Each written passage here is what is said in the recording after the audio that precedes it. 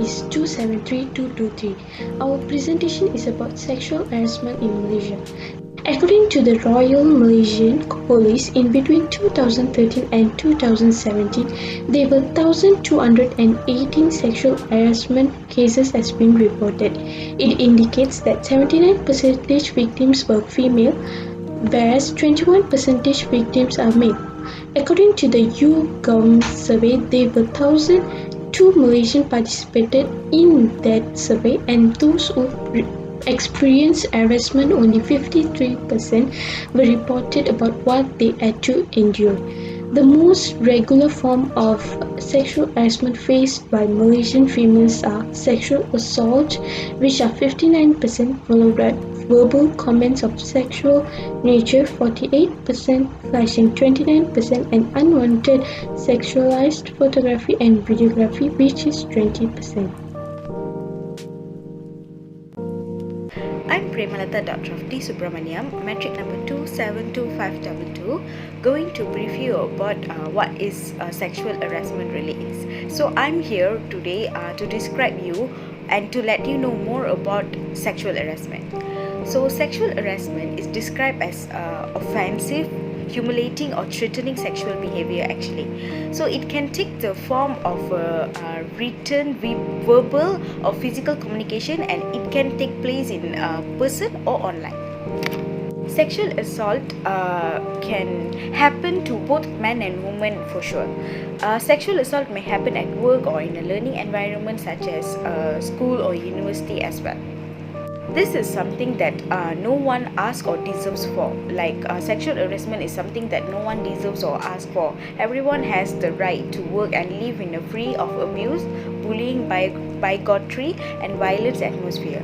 Sexual abuse is literally against the law under the Sex Discrimination Act 1984. By experiencing this sexual harassment, there is a lots of effects that we can get from the sexual harassment that occur. For example, emotional effects. What are emotional effects? Emotional effects are more to anger, fear, humiliation, shame, guilt, betrayal, violation and powerlessness on doing anything. Then we have physical effects. What are physical effects actually? Physical effects are increased stress levels, headaches, fatigue, sleep disturbance and eating disturbance. All these can classify into physical effects. We also may experience mental health effects. For example, anxiety, depression, panic attacks, difficulty in concentration, loss of motivation, substance abuse, and then suicidal ideation or suicidal thoughts. So all these are mental health effects actually. So how to prevent all this? There is always a solution of getting counseling or motivation from the experienced person. So here our group is going to let you guys know what is sexual harassment really is and how it's related to the public policy and how it related to our assignment and so on. Prior to 2012, Malaysia had no laws prohibiting sexual harassment since 1999. The government only issued guidelines to employers on how to handle sexual harassment cases, but it cannot be enacted because Parliament was suspended in January due to the coronavirus pandemic. Despite them saying they introduced the sexual harassment bill in 2020, the government has postponed the discussion until late 2021. The postponement coincides with rise in sexual violence. Thus, we can associate the group theory with the current cases in Malaysia. According to this theory, public policy is the result of group struggle, which individuals with common interests and demands band together and group up in design to persuade government policies to meet their needs. We may look the efforts made in non-profit organizations regarding sexual harassment that currently circulating in the society. For example, the All Women's Action Society (AWAM) has criticized the incident where a 17-year-old teenager, Ain Hustiza Saiful Nizam, declared in a video which she claimed a teacher made rape jokes during sexual harassment class. The video was uploaded on her TikTok and went viral overnight. However, the society was outraged because of the lack of clear penalties for the teacher who made the rape remarks. key authorities have failed to give quick and necessary action to restrain these perpetrators and resolve the deeply embedded toxic culture of sexual harassment, rape, and abuse of power in the educational system. Up to this point, the teacher who made the rape jokes has been permitted to proceed teaching, and the education minister has provided no updates on the investigation. Thus, a new sexual harassment bill has been suggested by the Joint Action Group for Gender Equality (JAG), which is made up of a few feminist non-governmental organizations (NGOs) such as Women's Aid Organizations, Awam, and the Women's Center for Change (WCC), as they were shocked, saddened, and outraged by public's comments and threats directed against Ain Husniza. The situation has drew the attention of the Women, Family and Community Development (KPWKM) Minister Datuk Sri Rina Muhammad Harun. She stated that KPWKM was also thoroughly analysing the national children policy, emphasizing the importance of protecting children from all negative influence through advocacy, prevention, and support services.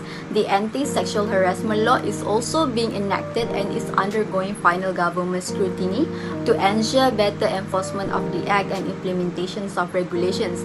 Hence, we can see that the pressure of the dominant groups in making efforts to enter the government arena to suit their needs. This is how the process of group struggles in group theory influence the government through compromising, negotiating, and bargaining in order for the policy to formulate. The group theory is important in order to maintain the equality of the society and maintaining the common interests of the group. Hi, my name is Adrishaya Anugam. My metric number is 262939. So today I want to present on the key attributes associated with the concept and support with relevant examples.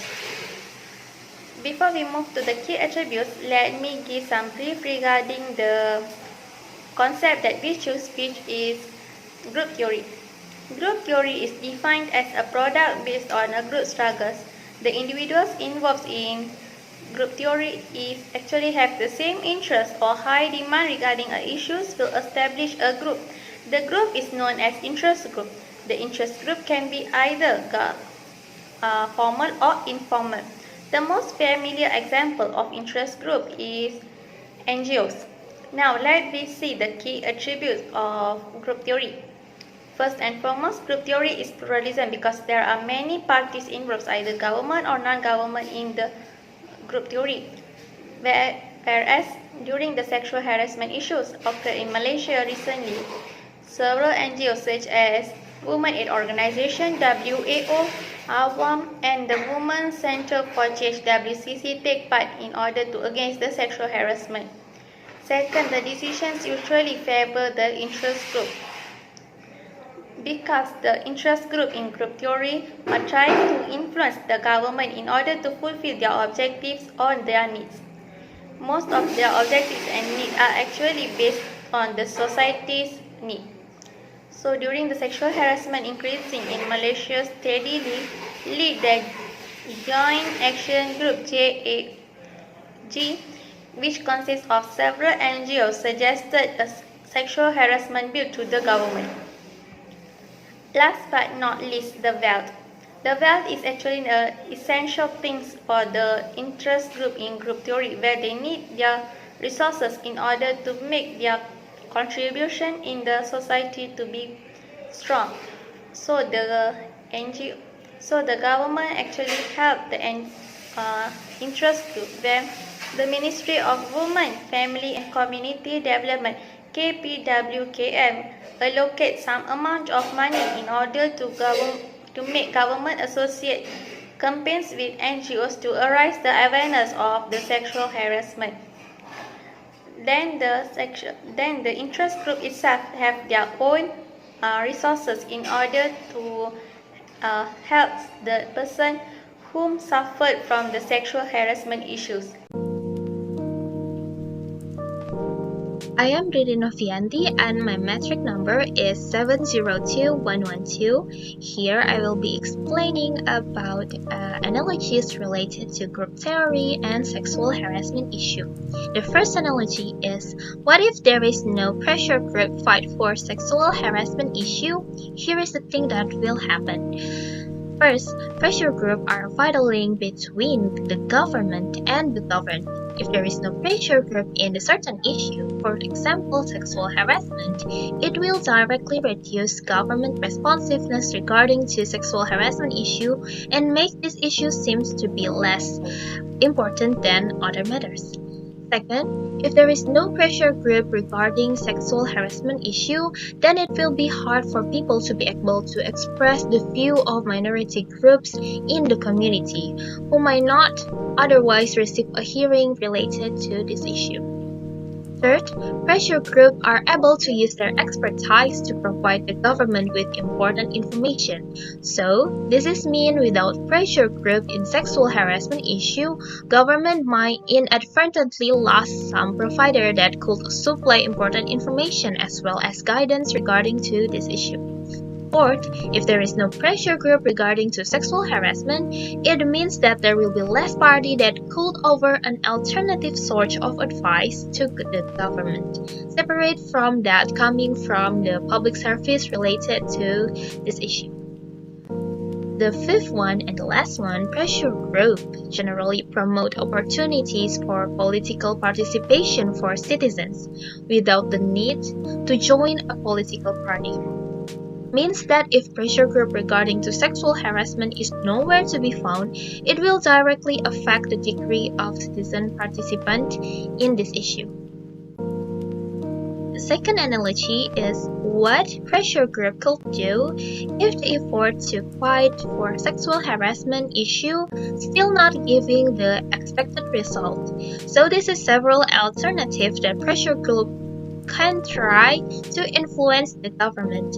First, lobbying establishes direct communication with the relevant government officials over the issue that is being fought for, or for this matter is the sexual harassment issue.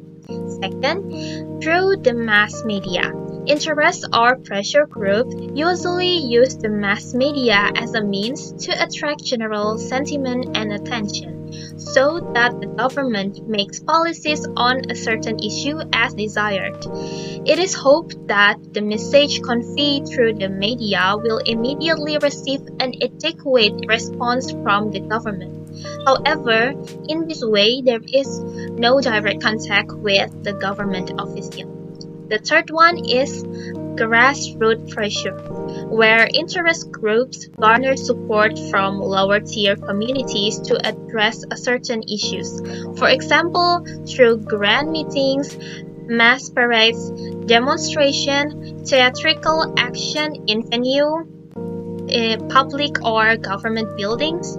And through this way, there will be a direct contact with government official, but will be limited and also possibly manipulative and also situational. My name is Nura Atira binti Azanizam and my metric number is 263424. Now here comes to the end of the presentation. I would like to conclude that sexual harassment is absolutely inappropriate behavior. Not even a single person deserves to experience that sort of situation, though it is still happen in every age of this world, not only in Malaysia, but according to Hardik Matharu reported in independent UK news, 80 to 100% of people in Sweden and Denmark were sexually assaulted as an adult. It shows that this issue occurs everywhere to anybody, especially towards women. Sexual harassment is a serious behavior, is a serious crime, and nothing about the appearance or the behavior of the victims is a justification for a misconduct. There are so many incidents, there are so many harassment, there are so many assault incidents that go unreported. This is because of the victims themselves are so afraid to tell anyone else because they are afraid of being judged. Though in the social media, there are some comments if someone told that they are getting assaulted by somebody, they are getting harassed by somebody, there are some comments, there are some toxic comments said, because you wear that, because you wear short skirt, because you wear things like that. That is because the victims are so afraid to tell people about what they've been through. Please, aware and educate yourself. Rape is rape.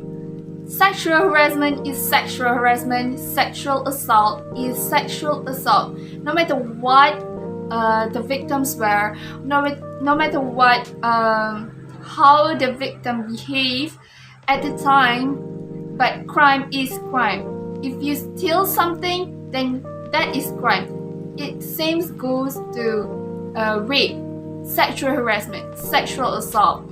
Here is why our community needs pressure groups to educate the community, to spread the awareness about this crime, this type of crime.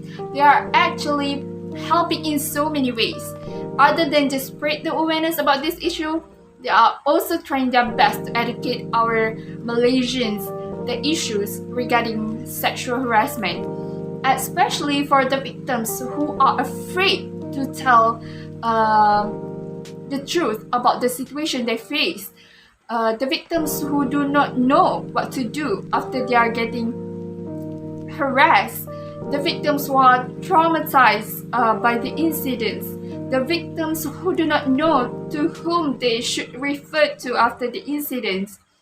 These are the reason why we need pressure groups in our community. That's all from our group. Thank you.